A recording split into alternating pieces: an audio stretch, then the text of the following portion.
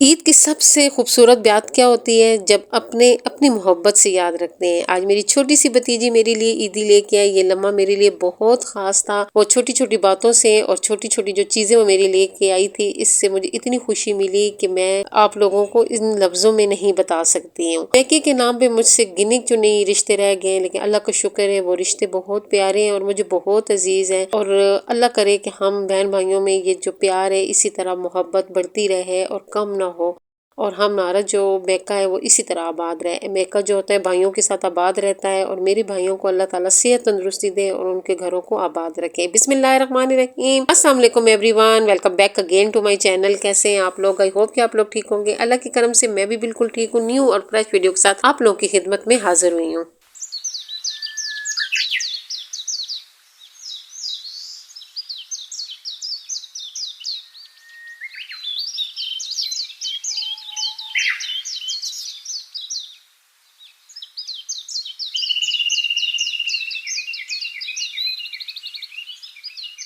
आज बाहर बहुत तेज़ बारिश लगी हुई थी और ज़हीद की तबीयत भी आज ठीक नहीं थी। वो अंदर लेटे हुए थे। मैं ज़हीद के पास आके बैठी। मैंने कहा क्या बनाऊँ अफ्तारी में? ज़हीद कहते हैं कि चावल बनाओ, और मैंने कहा चावल तो चिकन ही नहीं है। तो कह रहे हैं कि मेरा तो चावल खाने को बहुत दिल कर रहा है। हमारे घर चावल बहुत कम पकते हैं क्योंकि ज़हीद के लिए चावल मतलब अच्छे नहीं है इतने, लेकिन डॉक्टर ने कहा है कि कभी कभार खाने से कुछ भी नहीं होता है। तो हम लोग फिर कभी कभार ही बनाते हैं, बहुत कम बनाते हैं। नादर शादर जब हमारा बहुत ज़्यादा दिल करता है तब हम चावल बनाते हैं। मैं फिर आई तो मैंने कहा बगैर चिकन के कैसे चावल बनाऊं? कहते हैं ऐसे ही बना दो ना। तो वैसे मुझे बगैर चिकन के चावल पसंद ही नहीं है। मैं आई किचन में तो मैंने देखा फ्रिज में ये फ्रोजन कबाब पड़े हुए थे, और कुछ मैंने देखा कि कलेजी बनी हुई पड़ी हुई थी।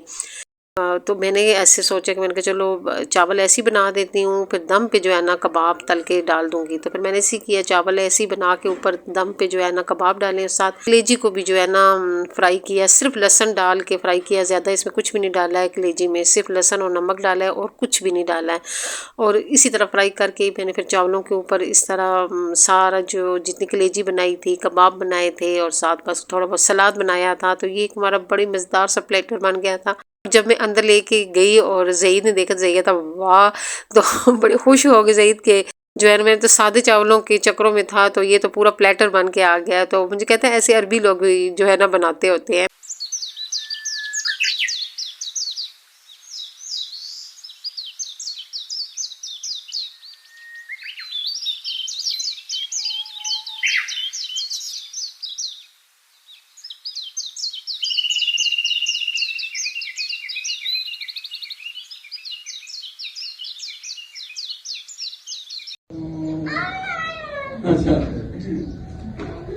वालेकुम सलाम। ये अपनी फूफू की ईदी लेके आई हो? वाह जी वाह। शराम, चला आ जाओ। Thank you thank you. आ जाओ। इतना महंगे वाला केक लेके आए हो?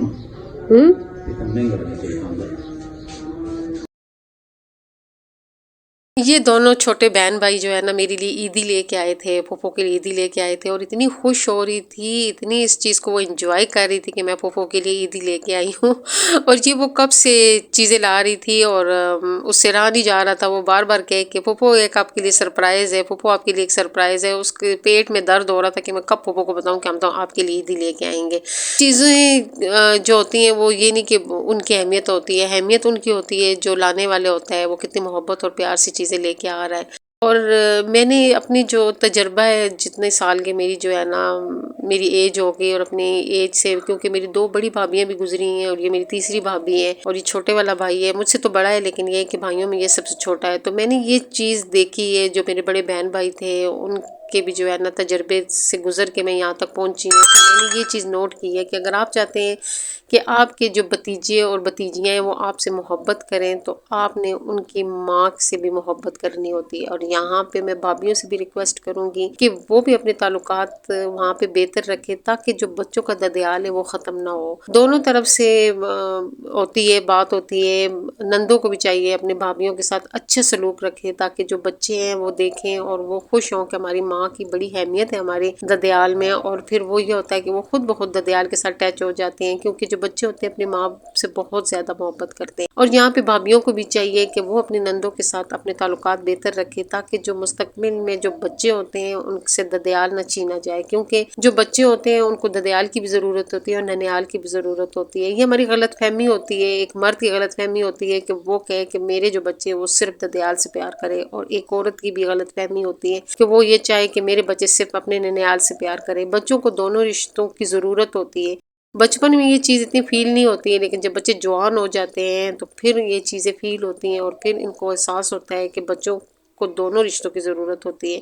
तो थोड़ी सी दरगुजर से ये रिश्ते बहुत प्यारे रिश्ते बन सकते हैं। तो अगर हम खुद चाहे, बस थोड़ा सा सब्र करना होता है। यहाँ पे भाभी को भी सब्र करना होता है कि छोटी मोटी नंद की बात को बर्दाश्त कर ले, और यहाँ पे नंद को भी सब्र करना होता है कि वो चाहती है कि भाइयों के घरों में सुकून हो, तो छोटी छोटी बातों को इशू ना बनाए और छोटी छोटी बातों को लड़ाई ना बनाए, बस दरगुजर कर दे। अगर भाभी ने एक आध बात गलत भी कह दी है तो उसको बर्दाश्त करके उसको जो है ना रफा दफा कर दें, और कोशिश करें कि भाइयों के घर में भी खुशियाँ रहें और आपके घर में भी खुशियाँ रहें। तो ये मेरा जो भतीजी थी उसके लिए छोटा सा गिफ्ट मैंने आप लोगों को दिखाई थी ना, मैं एक पैंट लेके आई थी, तो उसके ऊपर मैंने ये कफ्तान बनाई है। कफ्तान पे फिर मैंने जो है ना एक छोटी सी बो बना के उसमें मैंने सितारे भर दिए थे। मैंने कहा था मैं आप लोगों के साथ ये फुल शेयर करूंगी, लेकिन ये कि इतना टाइम ही नहीं था कि मैं जो आप लोगों के साथ स्टिचिंग करूं, और मैं स्टिचिंग अब कर भी नहीं सकती। मैंने ये कफ्तान बहुत मुश्किल से बनाया था, मुझसे अब बिल्कुल स्टिचिंग नहीं होती, क्योंकि मेरी नज़र जो है ना वो बहुत कमज़ोर हो गई है। यूट्यूब पे जब से मैंने काम शुरू किया, हमने मोबाइलों को इतना यूज़ किया है ना, तो जिसकी वजह से नज़र पे बहुत असर पड़ा है। तो अब ये होता है कि सिलाई वाला काम नहीं कर सकते। अब डिज़ाइनिंग करवा सकती हूँ, लेकिन डिज़ाइनिंग खुद नहीं कर सकती हूँ इसलिए अब मैं दर्जन से डिज़ाइनर बन गई हूँ, और दर्जन जो है ना अब मैं दर्जनों से डिज़ाइनिंग करवाऊँगी, और ख़ुद जो है ना सिर्फ डिज़ाइन करूँगी, और मतलब उनको बताऊँगी कि आप लोगों ने कौन सी चीज़ कैसे और ये जो था, मैं अभी फिर अफ्तारी का टाइम हो गया, तो वो एक दिन पहले अफ्तारी आप लोग से शेयर की, ये दूसरी दिन की अफ्तारी शेयर कर रही हूँ। और इस अफ्तारी में हम बना रहे हैं करेले गोश्त।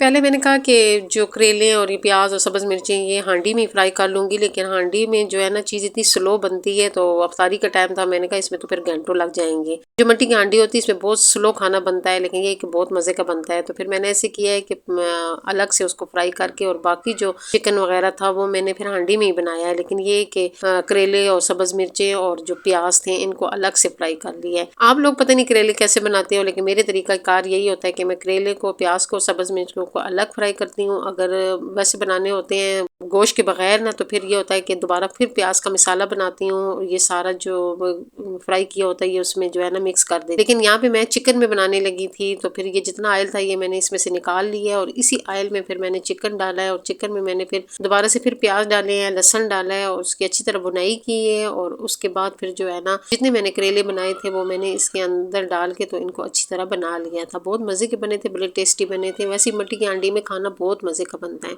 आप लोग बहुत ज़्यादा मैसेज कर रहे हो कि मेरी बहुत सी सिस्टर है वो कह रही हैं कि आप लोगों ने कमरे का मेकओवर नहीं हमसे शेयर किया कि वो आप कब करेंगी। असल में मैं कमरे का जो डेकोरेशन थी वो किसी एक ख़ास वजह से कर रही थी, और वो वजह एकदम ख़त्म हो गई, तो मैं भी उसमें ढीली पड़ गई। दूसरा ये है कि हमारे घर के ऊपर जो घर बन रहा था उसकी वजह से भी बहुत गंद पड़ा है। अब मेरा सहन बहुत गंदा हो गया है और उसमें पेंट की ज़रूरत है, और उन लोगों ने पेंटिंग शुरू की हुई है, ऊपर कर रहे हैं। वो कह रहे हैं कि हम आपको नीचे सहन में भी पेंट करके देंगे। जब वो पेंट हो जाएगा तो उसके बाद ही मैं सेटिंग कर सकती हूँ। जो काम बंदे के अपने अंडर होता है वो बंदा जल्दी जल्दी कर लेता है, जो काम किसी के अंडर होता है फिर वो इसी तरह लेट होता है, जिसकी वजह से हम पौधे भी और नहीं लेके आए हैं। और मजीद हमने पौधे लाने थे फ्लावर के, गुलाब के, लेकिन हम वो भी नहीं लेके आए। और हमने बहुत सारी यहाँ पे चेंजिंग करनी थी सहन में, लेकिन फिर वो नहीं कर सके। वो कौन सी वजह थी जिसकी वजह से मैं सारी सेटिंग कर रही थी, मैं इंशाल्लाह नेक्स्ट वीडियो में आप लोगों के साथ उसकी पूरी डिटेल शेयर करूंगी, क्योंकि मैंने आप लोगों से कहा था कि आप लोगों के लिए एक सरप्राइज़ है, और फिर वो सरप्राइज़ मैं आप लोगों को नहीं दे सकी। लेकिन वो क्या सरप्राइज़ था, वो क्या वजह थी, इंशाल्लाह नेक्स्ट वीडियो में आप लोगों के साथ ज़रूर शेयर करूँगी, क्योंकि मेरी आप छोटी सी यूट्यूब फैमिली हो और मुझे बड़ी खुशी होती है कि आप लोग मेरी हर बात का वेट कर रहे होते हो और आप लोग भी इतनी गौर से मेरी वीडियो देखते हो कि आप लोगों को मेरी हर बात याद होती है कि मैंने कौन सी बात किस टाइम की थी। तो इंशाल्लाह कमरे का जो मेकओवर है आप लोग से ज़रूर शेयर करूँगी। उस पर काम चल रहा है, उस पर बहुत ज़्यादा पैसे लग रहे हैं जिसकी वजह से वो लेट हो रहा है, लेकिन इंशाल्लाह जल्दी होगा तो फिर आप लोग से मैं जल्दी शेयर करूँगी। अभी रमज़ान है और रमज़ान के बाद इंशाल्लाह आप लोगों के साथ प्रॉपर अपनी डेली रूटीन भी शेयर करूँगी, डेकोरेशन भी शेयर करूँगी, जो बिज़नेस करने हैं उसके आर्डर लेंगे भी और आर्डर भेजेंगे भी और आपको नई नई आइडिया भी आप लोगों को दिखाऊंगी। इस वक्त रमज़ान की वजह से जो है ना वो वैसे भी यूट्यूब भी बहुत स्लो हुआ है कि क्योंकि आप लोग भी मसरूफ़ हो और मेरी लगता है बहुत सी ऑडियंस बहुत मसरूफ़ है, क्योंकि मेरे व्यूज़ पे बड़ा फ़र्क पड़ा हुआ है और मेरे व्यूज़ बहुत कम हो गए हैं। तो इससे मैंने अंदाज़ा लगाया कि बहुत से लोग बहुत मेरी तरफ बहुत मसरूफ़ हैं। तो इंशाल्लाह रमज़ान के बाद आप लोगों के साथ प्रॉपर उसकी डेकोरेशन भी शेयर करूँगी और बहुत से खूबसूरत आइडिया आप लोगों के साथ ईद के बाद शेयर करूँगी।